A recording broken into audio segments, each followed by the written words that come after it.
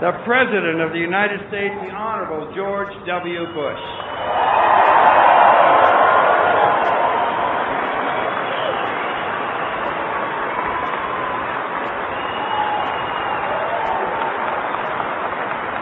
Thank you all.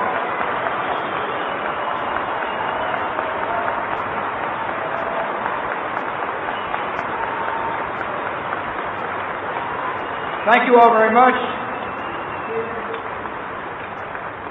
Thanks for the warm welcome. It's great to join you here in one of America's most beautiful cities. I appreciate your hospitality. I'm proud to stand before some of our country's finest patriots, our veterans and their families.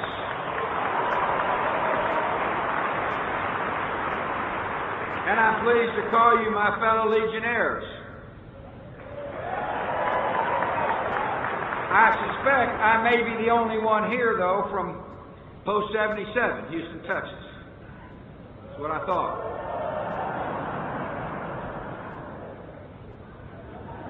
If you're from Post 77, behave yourself here in Salt Lake.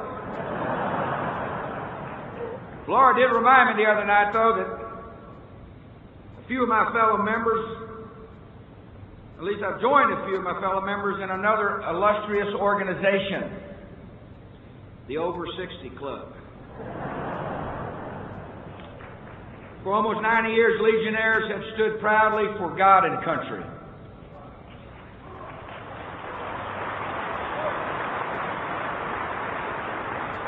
From big cities to small towns, the American Legion name brings to mind the best of our nation: decency, generosity, and character. I thank you for a lifetime of service. I thank you for the positive contributions you make to our nation. And I'm proud to join you today. First, I want to thank Tom Bach, the National Commander, for his kind introduction and his strong leadership. I always am pleased to welcome the Commander to the Oval Office to discuss common issues, and you've done a fine job leading this organization, Tom. I also want to thank your wife, Elaine, and I particularly want to pay respect to your son, Captain Bach of the United States Army, who joined us today.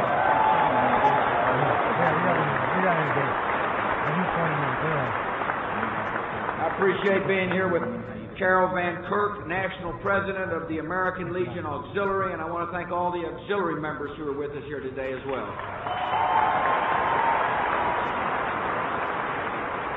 Proud that the governor of this great state, John Huntsman, and his wife, Mary Kay, have joined us. Governor, thank you for your time. I'm also proud to be joined by two United States senators who are strong supporters of the United States military, Senator Orrin Hatch and Senator Bob Bennett.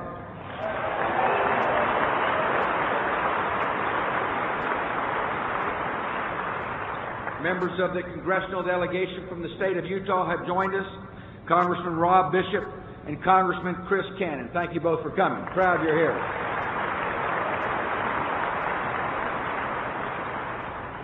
Thank the State Senator John Valentine, who's the President of the Utah State Senate. I appreciate Speaker Greg Curtis. I want to thank all the state and local officials who have joined us here today. Most particularly, I want to thank you all for giving me the chance to come and speak to you. Particularly want to thank all the Gold Star families who've joined us today. May God bless you. May God bless you.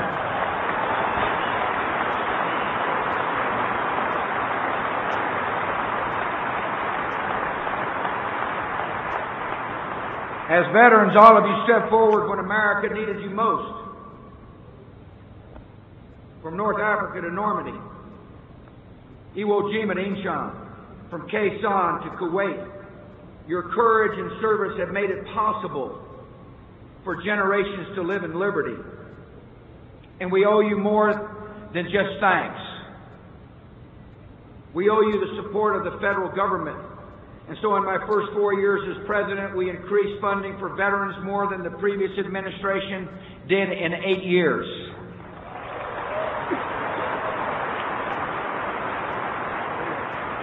Since then, we've increased it even more. My budget for this year provides more than $80 billion for veterans. That's a 75% increase since I took office. It's the highest level of support for veterans in American history.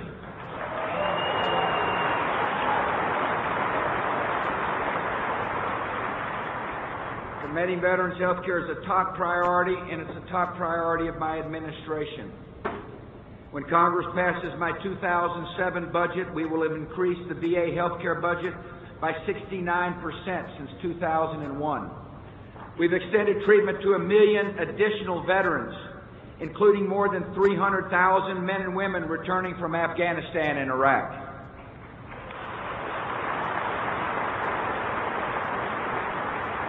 We're building new VA facilities in places where veterans are retiring so that more veterans can get top quality health care closer to their homes. I appreciate the Legion's strong history of care and compassion for your fellow veterans. Earlier this week I traveled to Mississippi and Louisiana to mark the first anniversary of Hurricane Katrina. Veterans were hit hard by this storm. And American Legion posts all across the United States responded with vital relief. In an hour of suffering, you showed the good heart of our nation, and you showed the world that America can always count on Legionnaires.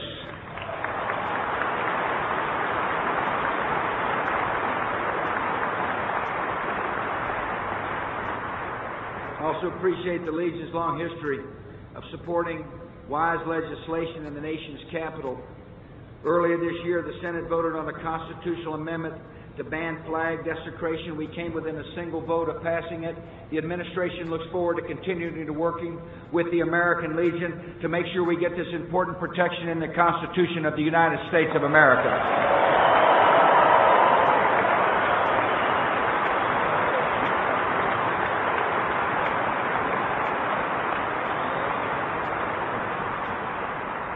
Your organization supported another good piece of legislation called the Respect for America's Fallen Heroes Act. This bill ensures that families of fallen service members will not have to endure protests during military funerals.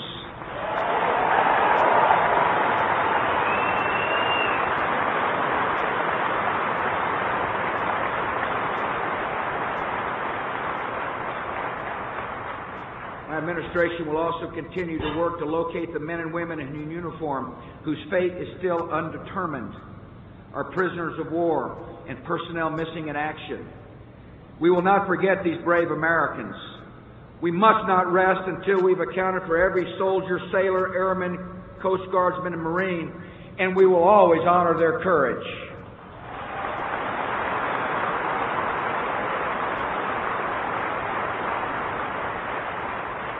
This hour, a new generation of Americans in uniform is showing great courage in defending our freedom in the first war of the 21st century. I know that Legionnaires are following this war closely, especially those of you with family and friends who wear our uniform. The images that come back from the front lines are striking and sometimes unsettling.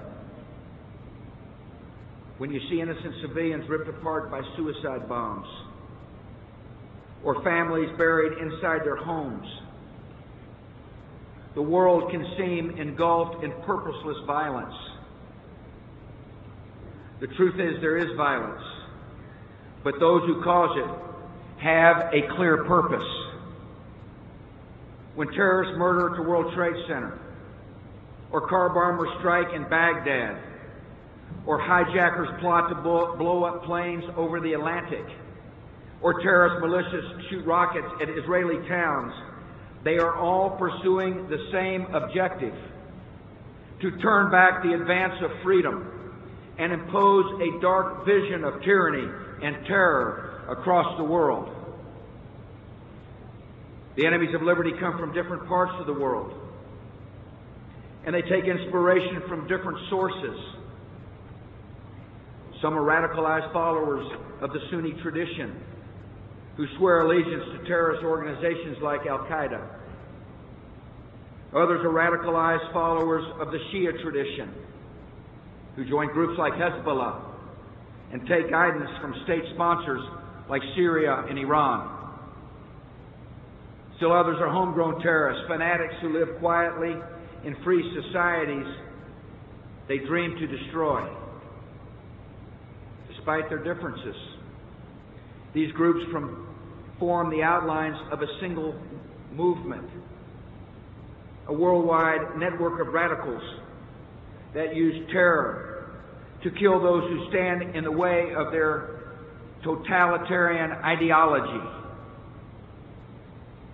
And the unifying feature of this movement, the link that spans sectarian divisions and local grievances, is the rigid conviction that free societies are a threat to their twisted view of Islam.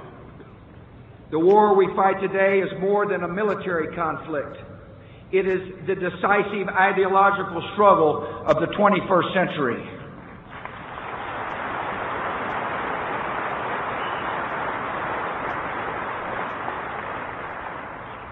On one side are those who believe in the values of freedom and moderation, the right of all people to speak and worship and live in liberty.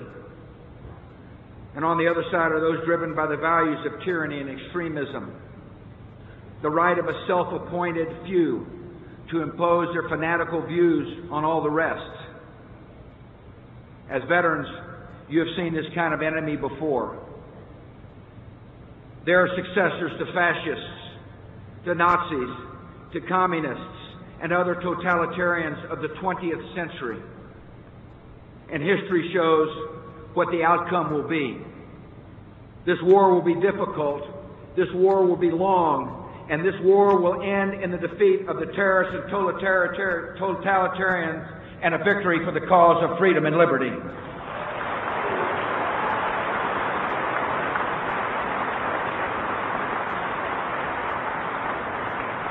We're now approaching the 5th anniversary of the day this war reached our shores. As the horror of that morning grows more distant, there is a tendency to believe that the threat is receding and this war is coming to a close. That feeling is natural and comforting and wrong. As we recently saw, the enemy still wants to attack us. We're in a war we didn't ask for, but it's a war we must wage and a war we will win.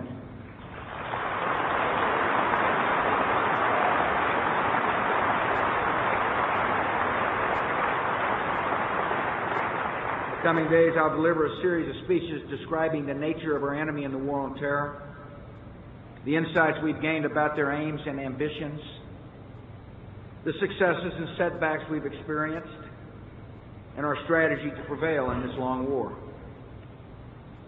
Today I'll discuss a critical aspect of this war, the struggle between freedom and terror in the Middle East, including the battle in Iraq, which is the central front in our fight against terrorism. To understand the struggle unfolding in the Middle East, we need to look at the recent history of the region. For a half century, America's primary goal in the Middle East was stability. This was understandable at the time. We were fighting the Soviet Union in the Cold War, and it was important to support Middle Eastern governments that rejected communism. Yet over the decades, an undercurrent of danger was rising in the Middle East. Much of the region was mired in stagnation and despair. A generation of young people grew up with little hope to improve their lives, and many fell under the sway of radical extremism. The terrorist movement multiplied in strength, and resentment that had simmered for years boiled over into violence across the world. Extremists in Iran seized American hostages. Hezbollah terrorists murdered American troops at the Marine barracks in Beirut and Khobar Towers in Saudi Arabia. Terrorists set off a truck bomb at the World Trade Center. Al-Qaeda blew up 2 U.S. embassies in East Africa and bombed the USS Cole. Then came the nightmare of September the 11th, 2001, when 19 hijackers killed nearly 3,000 men, women, and children. In the space of a single morning, it became clear that the calm we saw in the Middle East was only a mirage. We realized that years of pursuing stability to promote peace had left us with neither. Instead, the lack of freedom in the Middle East made the region an incubator for terrorist movements. The status quo in the Middle East before September the 11th was dangerous and unacceptable. So we're pursuing a new strategy. First, we're using every element of national power to confront Al-Qaeda, those who take inspiration from them, and other terrorists who use similar tactics. We have ended the days of treating terrorism simply as a law enforcement matter. We will stay on the offense. We will fight the terrorists overseas so we do not have to face them here at home.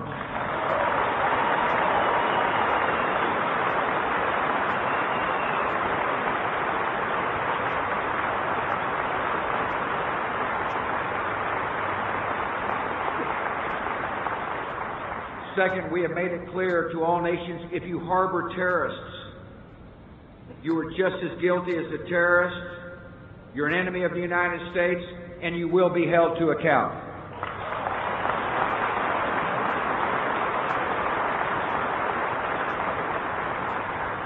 And third, we've launched a bold new agenda to defeat the ideology of the enemy by supporting the forces of freedom in the Middle East and beyond. The freedom agenda is based upon our deepest ideals and our vital interests. Americans believe that every person of every religion on every continent has the right to determine his or her own destiny. We believe that freedom is a gift from an almighty God beyond any power on earth to take away.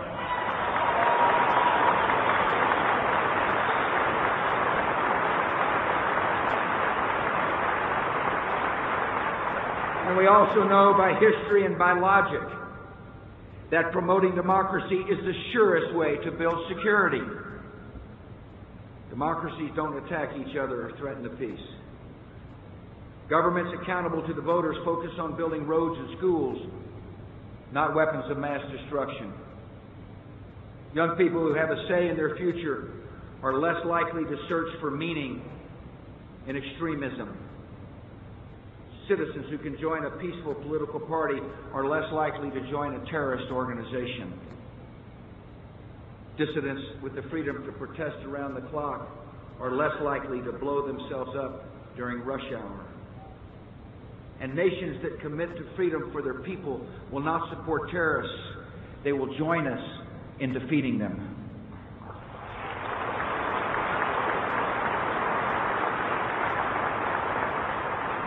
So America has committed its influence in the world to advancing freedom and democracy as the great alternatives to repression and radicalism. We will take the side of democratic leaders and reformers across the Middle East. We will support the voices of tolerance and moderation in the Muslim world. We stand with the mothers and fathers in every culture who want to see their children grow up in a caring and peaceful world. And by supporting the cause of freedom in a vital region, we will make our children and our grandchildren more secure.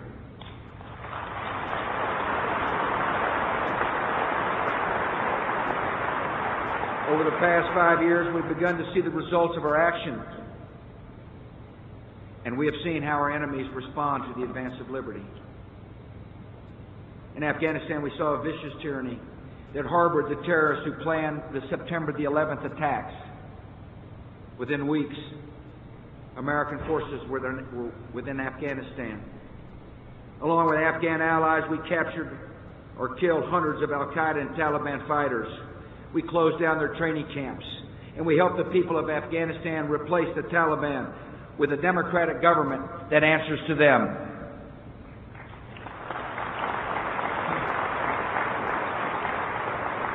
Our enemy saw the transformation in Afghanistan, and they responded by trying to roll back all the progress.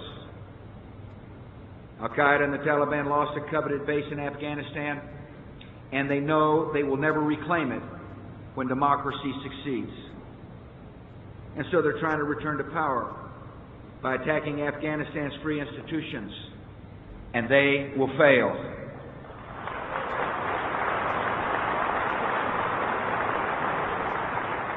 Forces from 40 nations, including every member of NATO, are now serving alongside American troops to support the new Afghan government. The days of the Taliban are over. The future of Afghanistan belongs to the people of Afghanistan, and the future of Afghanistan belongs to freedom.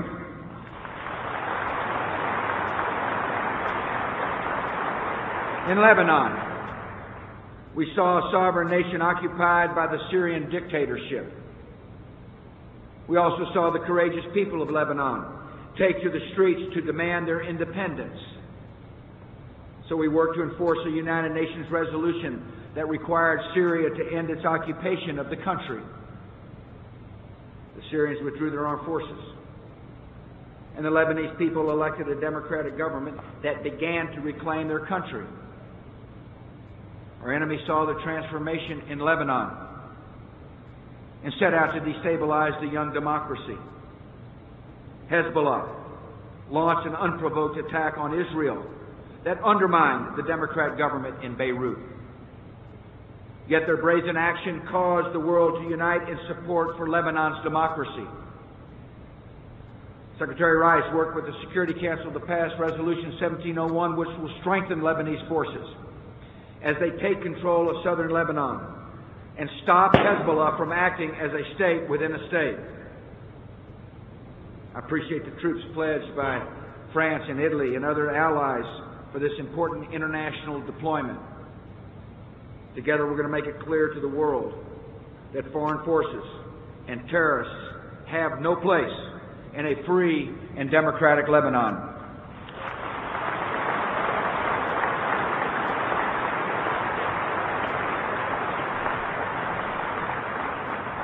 This summer's crisis in Lebanon has made it clearer than ever that the world now faces a grave threat from the radical regime in Iran. The Iranian regime arms, funds, and advises Hezbollah, which has killed more Americans than any terrorist network except Al-Qaeda. The Iranian regime interferes in Iraq by sponsoring terrorists and insurgents, empowering unlawful militias, and supplying components for improvised explosive devices. The Iranian regime denies basic human rights to millions of its people. And the Iranian regime is pursuing nuclear weapons in open defiance of its international obligations. We know the death and suffering that Iran's sponsorship of terrorists has brought, and we can imagine how much worse it would be if Iran were allowed to acquire nuclear weapons. Many nations are working together to solve this problem. The United Nations has passed a resolution demanding that Iran suspend its nuclear enrichment activities. Today is the deadline for Iran's leaders to reply to the reasonable proposal the international community has made. If Iran's leaders accept this offer and abandon their nuclear weapons ambitions, they can set their country on a better course. Yet so far the Iranian regime has responded with further defiance and delay. It is time for Iran to make a choice. We've made our choice. We will continue to work closely with our allies to find a diplomatic solution. But there must be consequences for Iran's defiance, and we must not allow Iran to develop a nuclear weapon.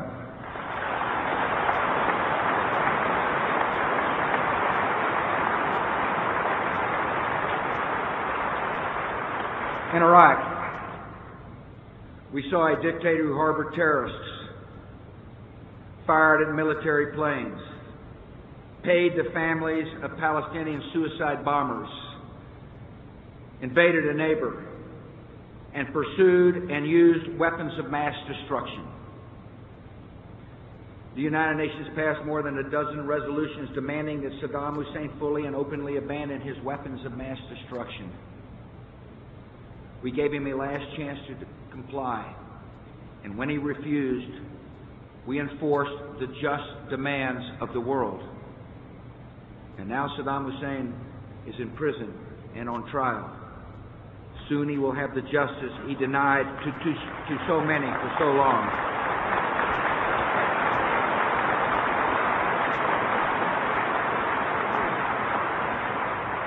And with this tyrant gone from power, the United States, Iraq, the Middle East, and the world are better off.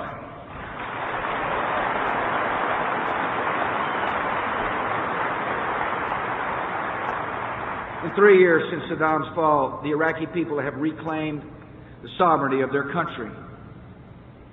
They cast their ballots in free elections. They drafted and approved a democratic constitution and elected a constitutional democracy at the heart of the Middle East. Over the same period, Iraq has seen a rise of terrorist and insurgent movements that use brutal and indiscriminate violence to frustrate the desire of the Iraqi people for freedom and peace. Al-Qaeda terrorists, former elements of Saddam's regime, illegal militias, and unlawful armed groups are all working to undermine Iraq's new democracy. These groups have different long-term ambitions, but the same immediate goals. They want to drive America and our coalition out of Iraq and the Middle East so they can stop the advance of freedom and impose their dark vision on the people of the Middle East.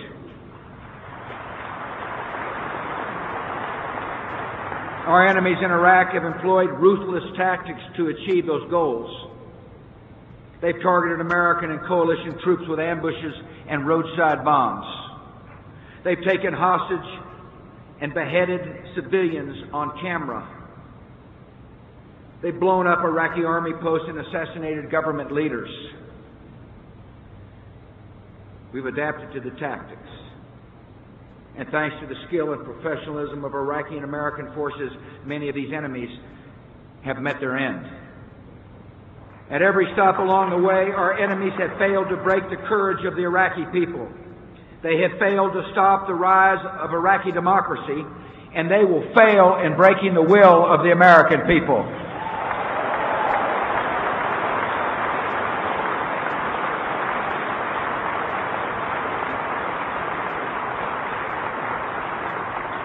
And now these enemies have launched a new effort.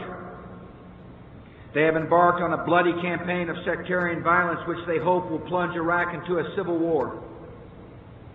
The outbreak of sectarian violence was encouraged by the terrorist Zarqawi, Al-Qaeda's man in Iraq, who called for an all-out war on Iraqi Shia. The Shia community resisted the impulse to seek revenge for a while. But after this February bombing of the Shia Golden Dome Mosque in Samarra, extremist groups mobilized and sectarian death squads formed on the streets of Baghdad and other areas. Our ambassador reports that thousands of Iraqis were murdered in Baghdad last month, and large numbers of them were victims of sectarian violence. This cruelty and carnage has led some to question whether Iraq has descended into civil war. Our commanders and our diplomats on the ground in Iraq believe that's not the case. They report that only a small number of Iraqis are engaged in sectarian violence, while the overwhelming majority want peace and a normal life in a unified country. Iraqi leaders from all backgrounds remember the elections that brought them to power, in which 12 million Iraqis defied the car bombers and killers to proclaim, "We want to be free."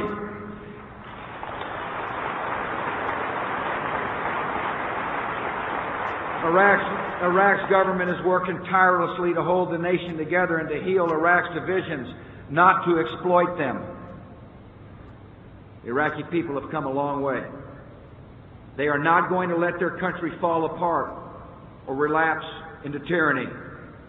As Prime Minister Maliki told the United States Congress, Iraqis have tasted freedom and we will defend it absolutely.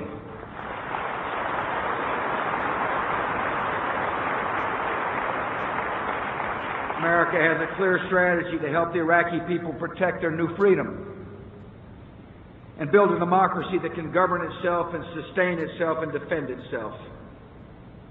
On the political side, we're working closely with Prime Minister Maliki to strengthen Iraq's unity government and to deliver better services to the Iraqi people. It's a crucial moment for the new Iraqi government. Its leaders understand the challenge. They believe that now is the time to hammer out compromises on Iraq's most contentious issues. I've been clear with each Iraqi leader I meet. America is a patient nation, and Iraq can count on our partnership. As long as the new government continues to make the hard decisions necessary to advance a unified, democratic, and peaceful Iraq. Prime Minister Maliki has shown courage in laying out an agenda to do just that, and he can count on an ally, the United States of America, to help him promote this agenda.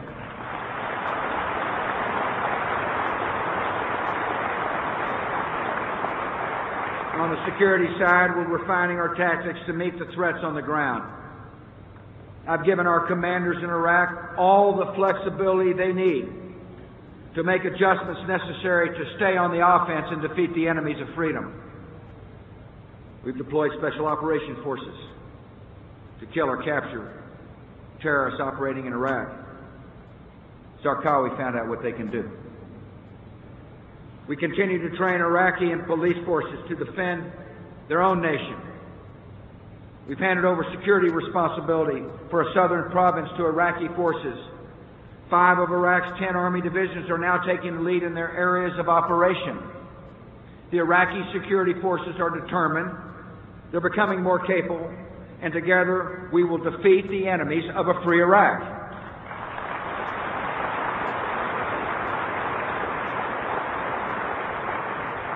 Recently, we also launched a major new campaign to end the security crisis in Baghdad. Side by side, Iraqi and American forces are conducting operations in the city's most violent areas to disrupt al-Qaeda, to capture enemy fighters, crack down on IED makers, and break up the death squads. These forces are helping Iraq's National Police Force undergo retraining to better enforce law in Baghdad. And these forces are supporting the Iraqi government as it provides reconstruction assistance. The Baghdad security plan is still in its early stages. We cannot expect immediate success, yet the initial results are encouraging. According to one military report, a Sunni man in a diverse Baghdad neighborhood said this about the Shia soldiers on patrol: their image has changed. Now you feel they're there to protect you. Over the coming weeks and months, the operation will expand throughout Baghdad until Iraq's democratic government is in full control of its capital. The work is difficult and dangerous, but the Iraqi government and their forces are determined to reclaim their country, and the United States is determined to help them succeed.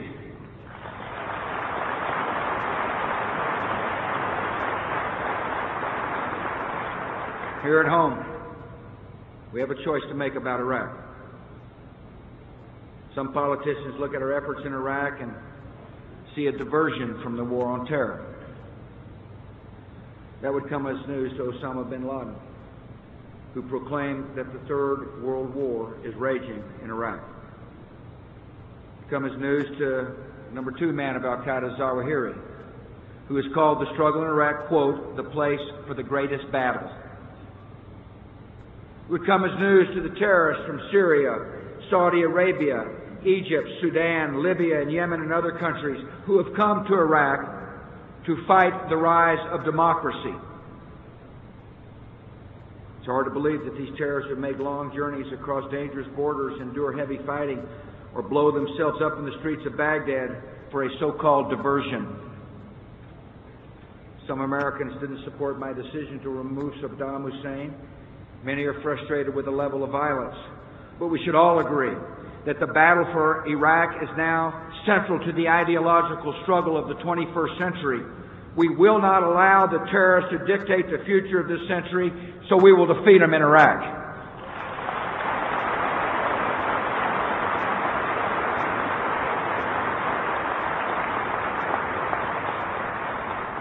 Still, there are some in our country who insist that the best option in Iraq is to pull out, regardless of the situation on the ground. Many of these folks are sincere and they're patriotic. But they could not be more wrong. If America were to pull out before Iraq can defend itself, the consequences would be absolutely predictable and absolutely disastrous. We would be handing Iraq over to our worst enemies, Saddam's former henchmen, armed groups with ties to Iran, and al-Qaeda terrorists from all over the world who would suddenly have a base of operations far more valuable than Afghanistan under the Taliban. They would have a new sanctuary to recruit and train terrorists at the heart of the Middle East, with huge oil riches to fund their ambitions. And we know exactly where those ambitions lead. If we give up the fight in the streets of Baghdad, we will face the terrorists in the streets of our own cities. We can decide to stop fighting the terrorists in Iraq and other parts of the world, but they will not decide to stop fighting us. General John Abizaid, our top commander in the Middle East region, recently put it this way: if we leave, they will follow us. And he is right. The security of the civilized world depends on victory in the war on terror, and that depends on victory in Iraq. So the United States of America will not leave until victory is achieved.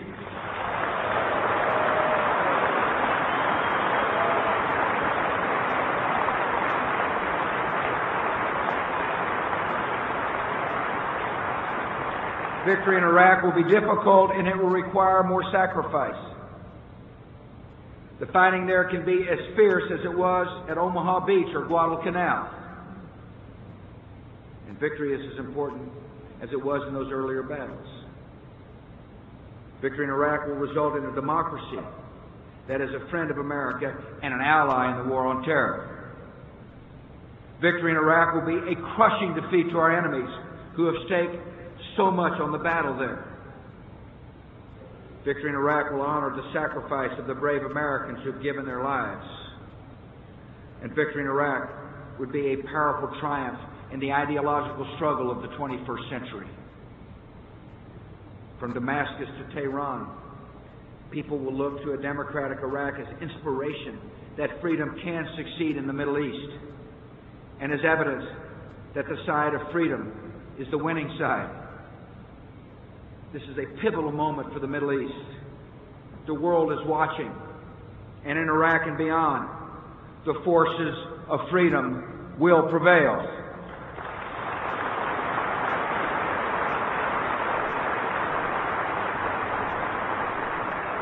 For all the debate, American policy in the Middle East comes down to a straightforward choice.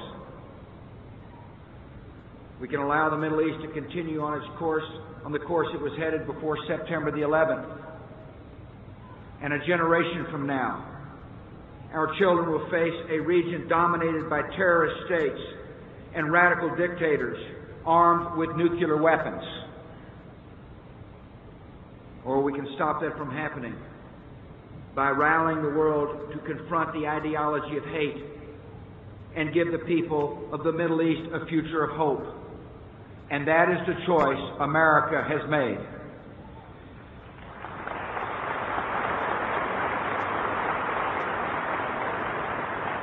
We see a day when people across the Middle East have governments that honor their dignity, unleash their creativity, and count their votes. We see a day when leaders across the Middle East reject terror and protect freedom.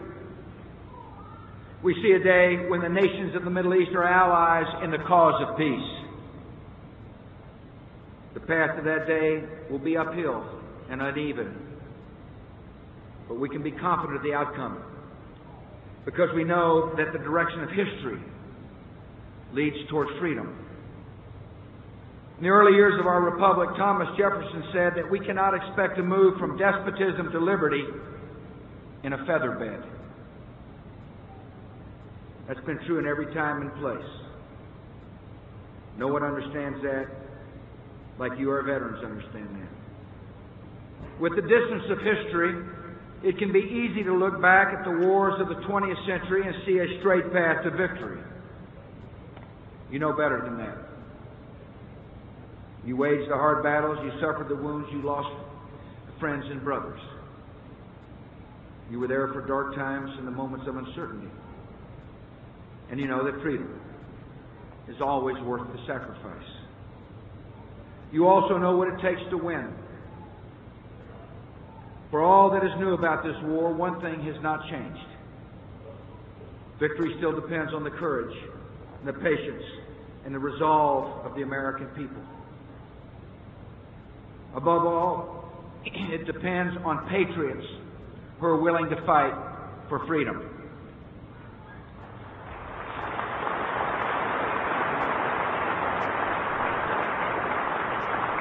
Our nation is blessed to have these men and women in abundance. Our military forces make this nation strong, they make this nation safe, and they make this nation proud.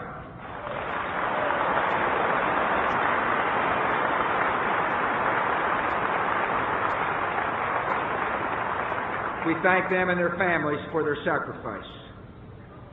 We will remember all those who have given their lives in this struggle. And I vow that we will give our men and women in uniform all the resources they need to accomplish their missions.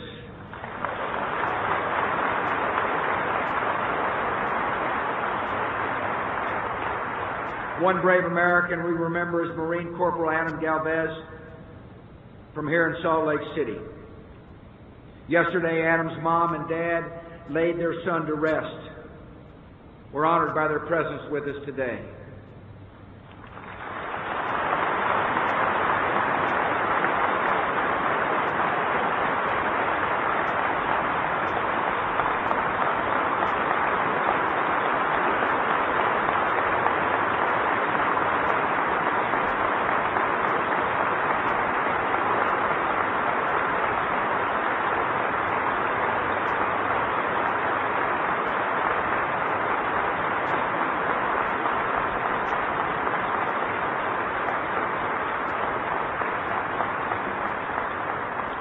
About a month ago, Adam was wounded by a suicide bomb in Iraq's Anbar province.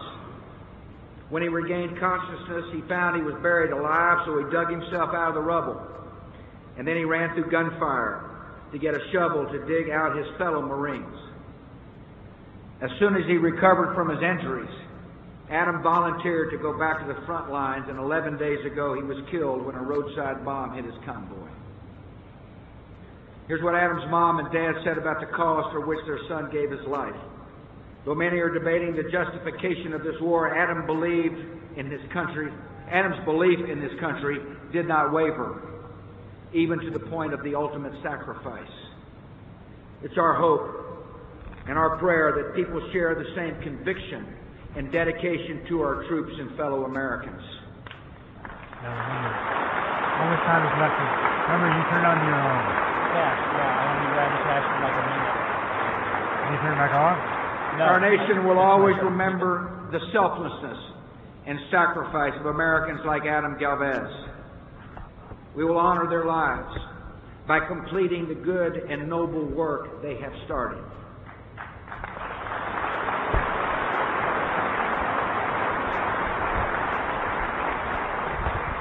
And we can be confident that one day, veterans of the War on Terror will gather at American Legion halls across the country and say the same things you say. We made our nation safer. We made a region more peaceful. And we left behind a better world for our children and our grandchildren.